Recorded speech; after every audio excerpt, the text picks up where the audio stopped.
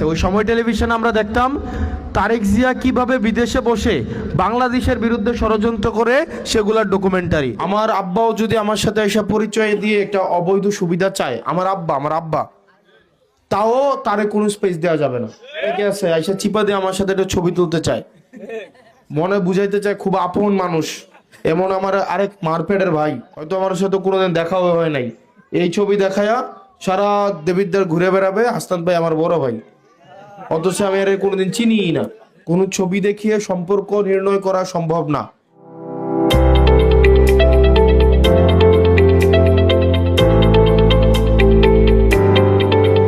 আমার আব্বাও যদি আমার সাথে এসে পরিচয় দিয়ে একটা অবৈধ সুবিধা চায়, আমার আব্বা তাও তারে কোনো স্পেস দেওয়া যাবে না। কোনো ছবি দেখিয়ে সম্পর্ক নির্ণয় করা সম্ভব না। তো আপনাদের লাস্ট সুযোগ এটা, মাদকের সাথে যারা যুক্ত আছেন এখানে যদি থেকে থাকেন, আবার অনেকে আছে আইসা চিপা দিয়ে আমার সাথে একটা ছবি তুলতে চায়, মনে বুঝাইতে চায় খুব আপন মানুষ, এমন আমার আরেক মারপেটের ভাই, মানে এমন ক্লোজ ভাবে এসে একটা ছবি তুলবে, আন্তরিকতা দেখাবে, হয়তো আমার সাথে কোনোদিন দেখাও হয় নাই, এই ছবি দেখায়া সারা দেবিদ্বার ঘুরে বেড়াবে হাসনাত ভাই আমার বড় ভাই, অথচ আমি আর কোনোদিন চিনিই না। তো এরকম শোনেন, আমার আব্বাও যদি আমার সাথে এসে পরিচয় দিয়ে একটা অবৈধ সুবিধা চায়, আমার আব্বা তাও তারে কোনো স্পেস দেওয়া যাবে না। কোনো ছবি দেখিয়ে সম্পর্ক নির্ণয় করা সম্ভব না। এখানে অনেকেই ছবি তোলে, তাই না? এই যে আপনি আমার সাথে আসছেন, আমি কি আপনাদের সবাইকে চিনি? আসার সময় অনেকে একটা ছবি তুলছেন, কেউ কাছ থেকে তুলছেন, কেউ হয়তো ছবিটা একটু ভালো করে তুলতে পারছেন, কেউ ভালো করে তুলতে পারেন নাই। আপনি দেখবেন এই কারণে ছবি তোলার সময় একটু মন খারাপ করে রাখি, কারণ আমি চিনি না কোন চিপায় পরে থাকবো, পরে দেওয়া যাবো আপনি কোন জায়গায় কোন অকাম করে বেড়াইছেন, আমার সাথে ছবিটা দিয়ে গোল করে দিবে হাসনাত ভাইয়ের একনিষ্ঠ কর্মী চাঁদাবাজি করতে গিয়ে ধরা খাইছে, অথচ আর আমি চিনিই না।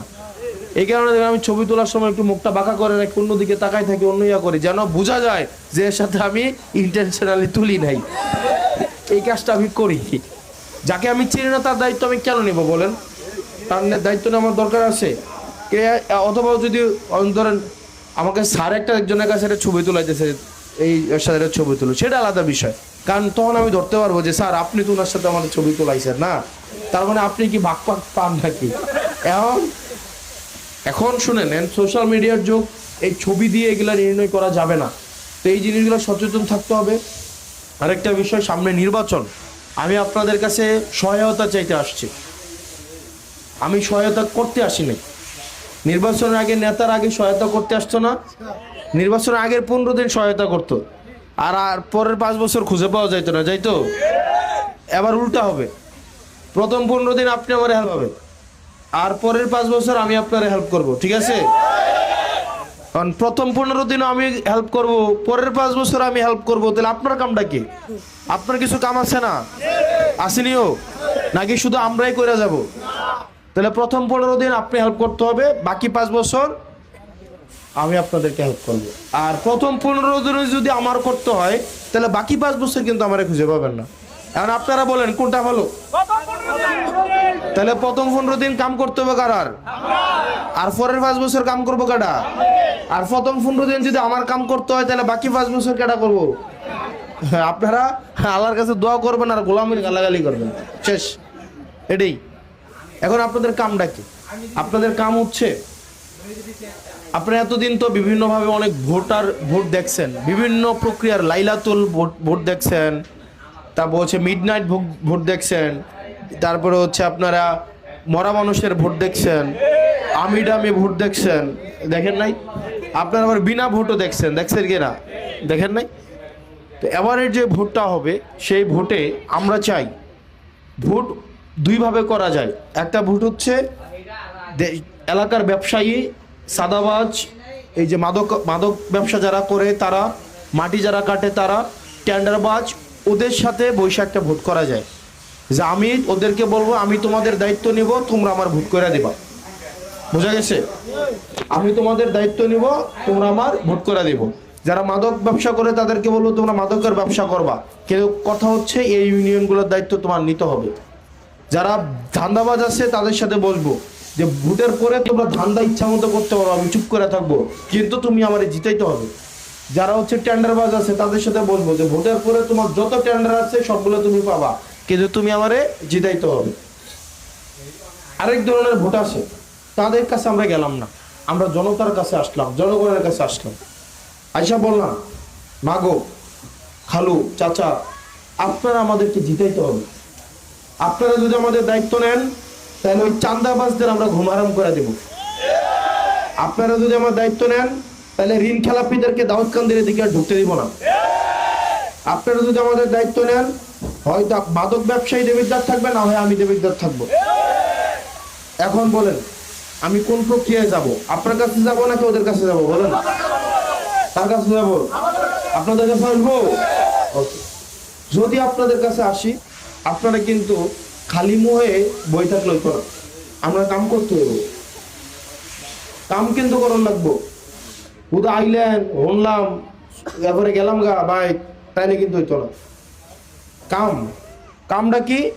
আপনারা অন্তত প্রত্যেক দিন প্রত্যেকজন 10 জনের কাছে ভোট চাইতে হবে। কয়জন? তো অনেকে কইতে পারেন আমার বয়স তো কম, আমি তো ভোট দিতে পারবো না। এখানে অনেকে আছে না, কারা কারা ভোট দেওয়ার বয়স হয় না, একটু হাত তোলেন চাই। অর্ধেকেরই ভোট দেওয়ার বয়স হয় নাই, কারোর হলে প্রোগ্রাম করতেছেন। আচ্ছা ঠিক আছে, শোনেন, ভোট দিতে বয়স লাগে, ভোট চাইতে কি বয়স লাগে? ভোট চাওয়ার কি বয়স আছে? ছোট ছোট ফলাফল দেখবেন এখন রাস্তার মধ্যে দৌড়ে না, সাপলা গলি কইয়া, এটাও কিন্তু একটা প্রচারণা। আপনারা যে ফলাফলটা ধাক্কায় ফালাই দেন, এই যা যা যা পিছে যা, এটা করণ দিত না, এটা করেন যাবো।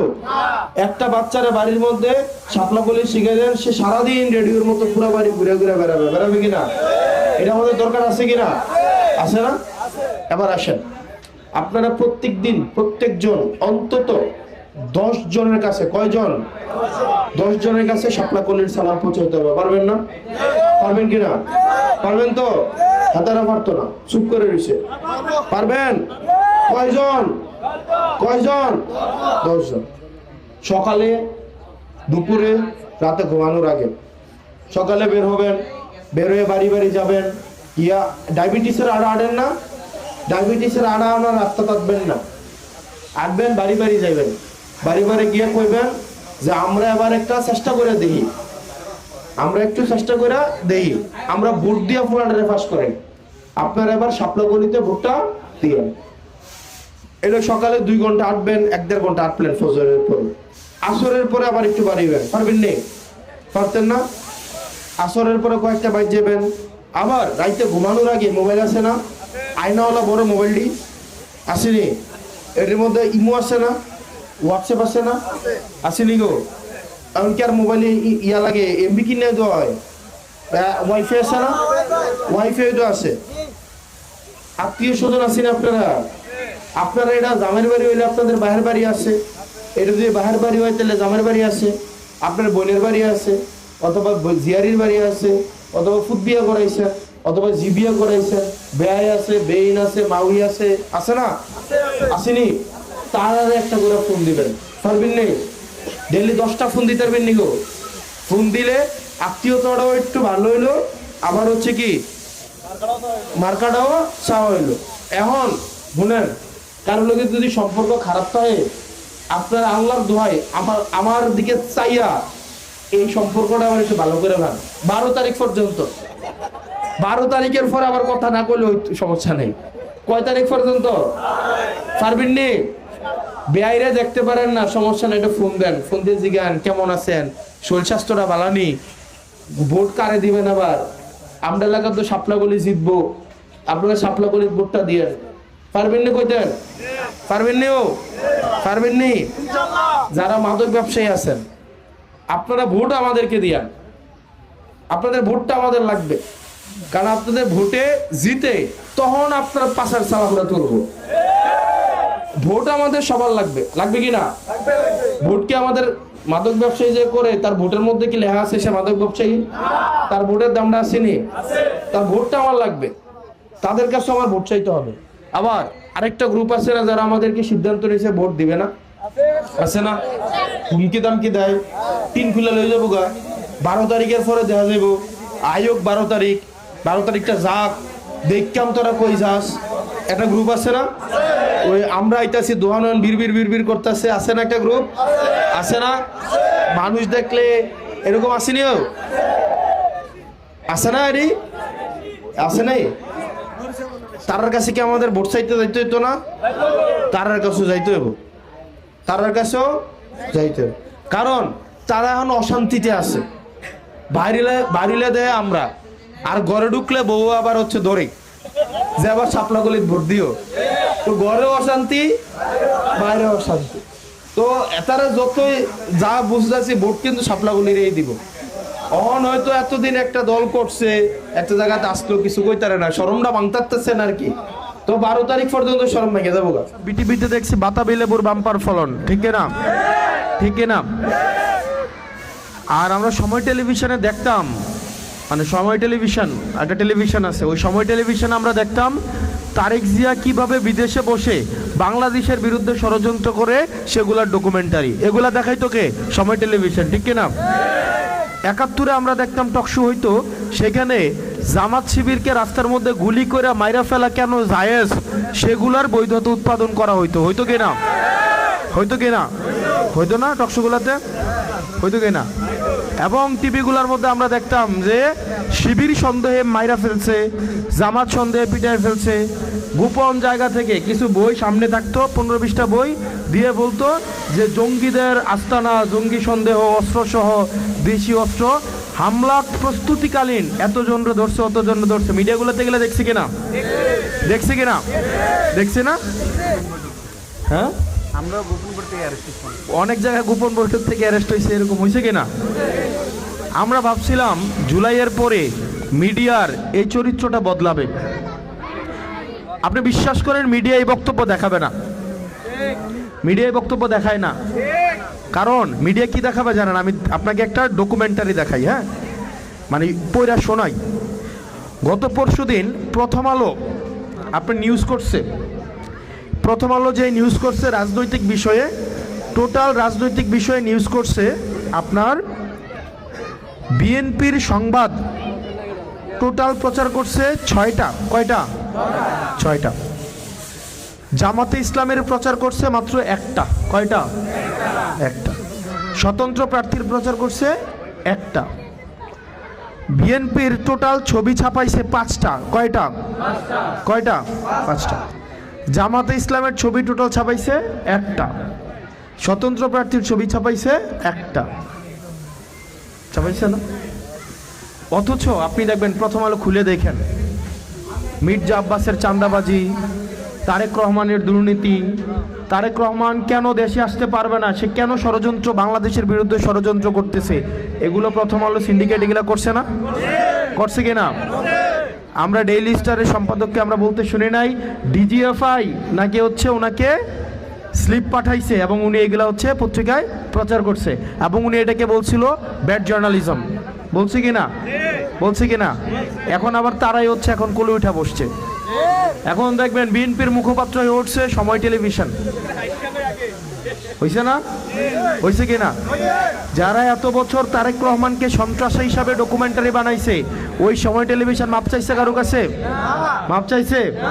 আজকে দেখবেন টিভি খুললেই আপনার জাতীয় টেলিভিশনগুলা, যেমন চ্যানেল আই নামে একটা চ্যানেল আছে না?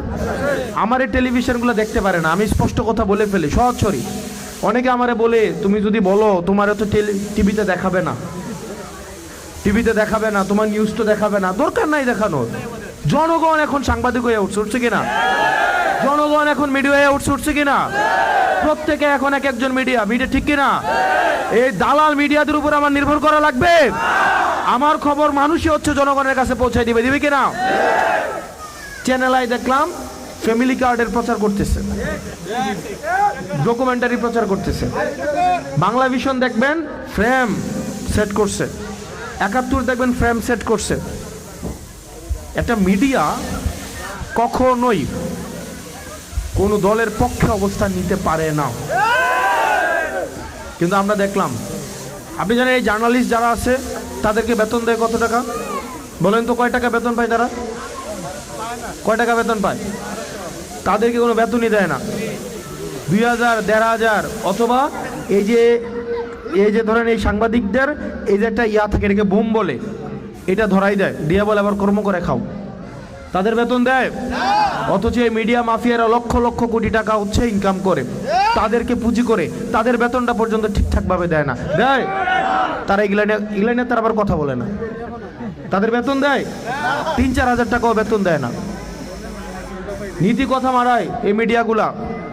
এই কারণে প্রিয় বাংলাদেশবাসী, এই মিডিয়া, এই span media, pillar media, development media, যারা এত বছর ধরে বিএনপি জামাতকে হত্যাযোগ্য করে তুলেছিল, আজকে আবার তারাই তেলবাজি নিয়ে, তেলের কন্টিন, এটা কি কন্টিন বলে না, একদম কন্টিন নিয়ে, গ্যালেন নিয়ে আবার হচ্ছে ফেসিবাদ বানাইতে উঠে পড়ে লাগছে। এই কারণে এই মিডিয়ার দ্বিচারিতা বাংলাদেশ মনে রাখবে। এই কালের কণ্ঠ, প্রথম আলো, তারপরে হচ্ছে এই যে সময় টেলিভিশন, বাংলা ভিশন, আমি যেটা সত্য এটা বলবোই, আপনি আমাকে থামাইতে পারবেন না। আপনাদের এই দ্বিচারিতা আমরা মনে রাখবো।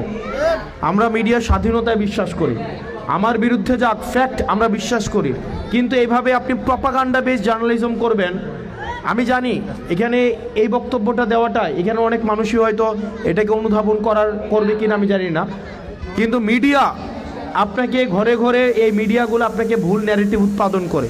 দেখবেন শিবির সন্দেহে পিটিয়ে হত্যা, এরকম হয়েছে না? যেমন শিবির মারা জায়েজ, মানে শিবির সন্দেহ করে মারা জায়েজ, সমস্যা নাই, শিবির সন্দেহে পিটাইলে জায়েজ, ঠিক কিনা? এই কারণে মিডিয়ার এই চরিত্র আপনারা দেখবেন আরও খারাপ হবে, আরও খারাপ হবে। দেখবেন সময় চেঞ্জ হইলে ব্যাপারটা যদি এমন দাঁড়ায় আর কি, দেখবেন মিডিয়াগুলা কি পরিমাণ মাফিয়া সন্ত্রাস, এরা দেখবেন এমন যদি পরিস্থিতি তৈরি হয়, কোনো একটা বাটে পড়ি, এরা দেখবেন আমার বিরুদ্ধে লম্বা লম্বা নিউজ করবে, লিখবে হাসনাতের টর্চার সেলে নিয়ে এরে মারতো, এরে ধরতো, ধরে এত টাকা নিয়ে যেত, ওই নিয়ে যেত। হাসনাতের সন্ত্রাস বাহিনী ত্রাসের রাজত্ব কায়েম করেছিল দেবিদ্বারে। এখন ধরেন মানে মিডিয়া হচ্ছে এই ধরনের হচ্ছে প্রপাগান্ডিস্ট বেশিরভাগ মিডিয়া। তবে আমাদের অনেক সাংবাদিক আছে এখানে নিরলসভাবে মাঠে ঘাটে পরিশ্রম করে, তারা নিরপেক্ষভাবে সাংবাদিকতা করতে চায়, তারা চায় জনগণের কাছে খবরটা পৌঁছাইতে। আমার কাছে